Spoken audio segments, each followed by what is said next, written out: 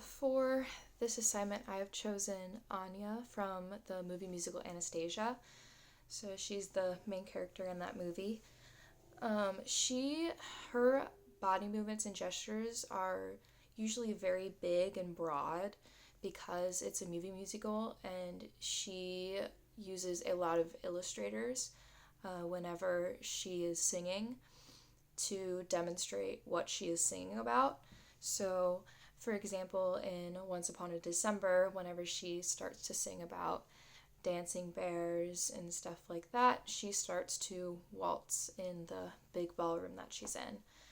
She also uses a lot of adapters as well to kind of show what emotion she's feeling without realizing it. She fiddles with her hands a lot whenever she's nervous, as well as she plays with her hair whenever she's bored or annoyed with one of the other characters. Next, her facial expressions. She's a very expressive character, especially with her face. That's usually very evident in like animated movies. Usually those characters have a lot of facial expressions to show what they're feeling or how they feel about certain characters, and this is very evident with Anya's character, especially towards one character, Dimitri. In the beginning of the movie, whenever she first meets him, she's very annoyed with him. She doesn't like him very much, so she has very scrunched eyebrows and a frown or pursed lips whenever she talks to him, and she does not like him at all. But then in the end of the movie, whenever she grows to like him, she actually smiles at him more and is more open with her facial expressions. So she raised lips, eyebrows are up instead of scrunched, stuff like that. Her voice as well is very indicative of what she's feeling. She's very expressive with her voice and the way it fluctuates pitch-wise and volume. Whenever she's mad, her voice kind of gets lower and is more loud whenever she's yelling at Dimitri. And she also tends to talk faster, which kind of shows how she has a sense of urgency to get someplace, or to kind of find out something.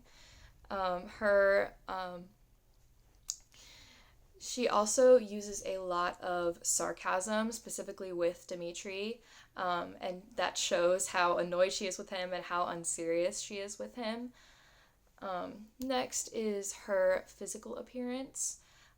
So in the beginning of the movie, she kind of goes through a physical appearance kind of transformation throughout the movie. So in the beginning of the movie, she is on a journey from the orphanage that she came from. So her clothes are very big and baggy. They don't really fit her very well. She kind of has holes in her gloves, and they're very drab. They're brown.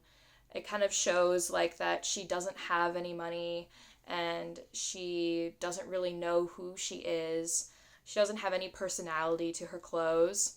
And then whenever she goes to Paris and is starting to find her identity, she is outfitted in a very blue sparkly dress. She now has very expensive jewelry, showing that she's finally coming into the status that she has as a princess, a more richer person with more money, and it's also coming into her personality more. So it's a very blue dress. She's finally wearing color as well.